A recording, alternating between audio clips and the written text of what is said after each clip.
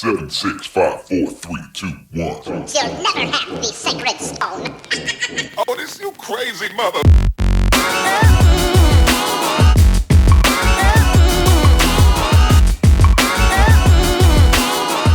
Hey everybody, it's Qcknd. I'm a 26-year-old from Philadelphia. People have told me that I'm funny, I think, a lot recently, so I thought I would test the waters and test their accountability. I think I'm funny. I don't know. So I've been thinking a lot about seasonal affective disorder and how it's considered so negative on the news, and people are like, oh, you know, I haven't seen my friend for a while. He has seasonal affective disorder. So I want to know why it is such a bad thing. Because the second the sun came out a few weeks ago, even for a couple minutes, I was like, oh, the sun, please grant me some of your warmth and your vitamin D and wash away this seasonal affective disorder from me, please. And all the people who will tell you that seasonal affective disorder, like, oh, you should really get medication for that. We all have it. Everybody is more nasty and critical and bummed out and tired in the winter. That's just true. It's cold. It's daylight for 3 hours, and then when everyone gets off work, it's nasty out. So I go online and I look for one of those lights. The lights, you're supposed to light them in your house and they have the same effectiveness as the sun. And you go online and you go on Amazon and you become obsessed with online reviews. And who are these heroes who leave these in-depth reviews for their products? They take pictures of it, they take pictures with it, they'll tell you a day by day how they enjoyed the product and how it deteriorated after a couple weeks and months. And there's always that guy who bought it for his wife, but he leaves the review. And I wonder how my review karma is. How I'm entitled to view all of these reviews, and I haven't left a review in years. And every time I think about leaving a review, it sounds so nasty. And even the other day, I ordered some necklaces off Etsy, which you enter the Etsy realm understanding that you're buying something that somebody made, and then they packaged it themselves and they sent it out themselves. And I finally got this necklace after 6 weeks, and Etsy will email you to remind you to leave a review because that's just nice and that's karma. And the only thing I can think of was, well, it took 6 weeks to get here, but I like it. If I read that review, I would be like, 911, took 6 weeks. I can't wait 6 weeks. Her shop said it takes 6 weeks, but I can't wait 6 weeks. And as I get older, I feel like I develop all these new fears that maybe don't even exist or aren't even credible as fears. But I think that if someone read that review, you know, what if it would damage that person's entire Etsy store and they become impoverished and they're taking care of a sick parent and now they can't because of my review on how it did take 6 weeks to get my necklace that I bought from a 13-year-old probably. And I love it. And my new fears, I think, go hand in hand with getting older. And I didn't really think I was getting older until I couldn't climb up the 3rd step of a ladder anymore. I can't go on my roof. I can't walk across the Ben Franklin Bridge. I was never afraid of heights. But now there's plenty of things that could stop me. I can't even say nothing can stop me because that's no longer true. A lot of stuff can stop me. I'm afraid of the police, but I think all of us are now. And I'll tell you this. Spiders. I'm very afraid of spiders. I used to be the guy who would push it into the cup and set it free. Now I'm like, kill it! Kill a spider! Put it in the toilet and flush it. If it can swim in the sewers, then it deserved to live. And I went to Chicago, and they have an observation deck where you go to the top floor of the tallest tower And you can stand in a glass box and look down and be like, oh my god. And you can pose for a picture. Some people do the poses where it's like frozen jumping. A lot of people do that. That's really popular and cool there. I can't do that. Looks like this. So we wait to go to the top of the observation deck of the thing. It costs like $25 to go, and I'm with my friends, so we both pay, so $50 essentially for 2 people to view this box. And it was an off day, I feel like, a Thursday, but it was packed. We waited in lines, we went up elevators, which made me nervous, and you get to the top, the tippy top, and you wait in another line to get to the glass box that you've been waiting for this whole time. The place has to be called Glass Box because it's on your mind, it's what you're paying for. The Glass Box, not the elevator experience, not the gift shop that sells fudge. Am I buying that fudge?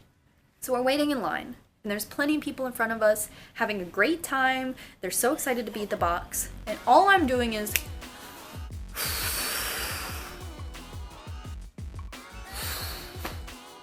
You gonna take another picture? Why even take a Snapchat picture? It's not gonna exist anymore. You came here to take a Snapchat picture? Plenty of this. And I start to heckle the line, which is insane. I think just because I'm in Chicago, I need to flex that I'm from Philly. You gonna take even more pictures up there? In my defense, there was a girl like having a lookbook photo shoot. Like, you need to come on a Monday morning because it is field trip time. So it's my turn to get to the box, and all of a sudden my organs just freeze. And I look down, I need an inhaler. I was aggressive in the line, impatient in the elevator, and now that it's my turn to finally take my weird picture in the box, I can't do it. I can't do it. People in line are heckling me because it's appropriate now. You get what you give. So I dip a toe onto the glass box. And I can't believe it. I can't believe I'm actually feeling terror. I'm actually feeling terrified. So I sit on the ground and I turn around and I slide myself onto the box and I tell Caitlin, take my picture! And then we leave. And I think my childhood self, my punk self, you just wasted $50. You heckled that line. You were gonna fight that lookbook girl. For what? Nothing. I was so afraid. So while I'm in Chicago, I pack some nice stuff. I go there for a concert and I take a picture. And someone goes, hey, where did you get that shirt? And it's such a compliment for someone to be like, where'd you get that shirt? Even though it's a question, we always take it as a compliment. Like, they want to know where I got my shirt.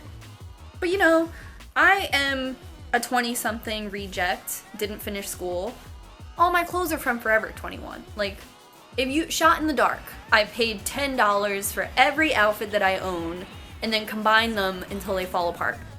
And then even at the end of their life, I'm like, do I really want to throw that out? I spent a small fortune on it.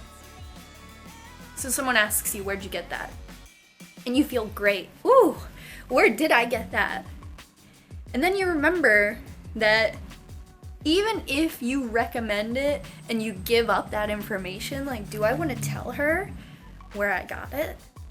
Because maybe it's just for me. It's my unique style. Do I want to give up the secret? You realize, oh, I got that 6 years ago. What do I say? Oh, it's from the Gap, but you can't find it. It was on sale 4 summers ago and I'm still holding on to it. And that's my biggest issue. I can't get rid of anything. And I have this fantasy where I save up a little bit of money and I throw out everything I own and I start over.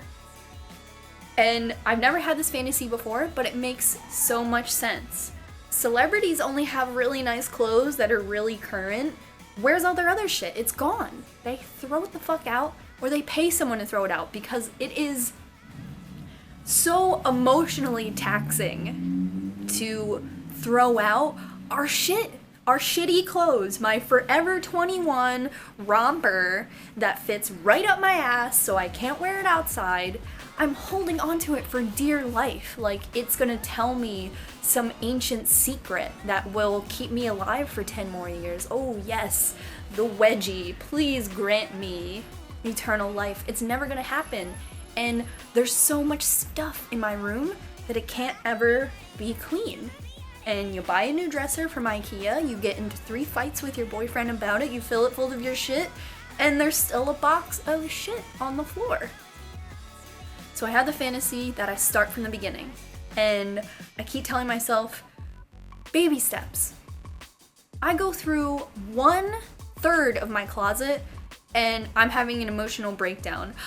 That's the shirt that I found that $20 bill in one time in the pocket, and I really needed $20 that day. I can't throw it out.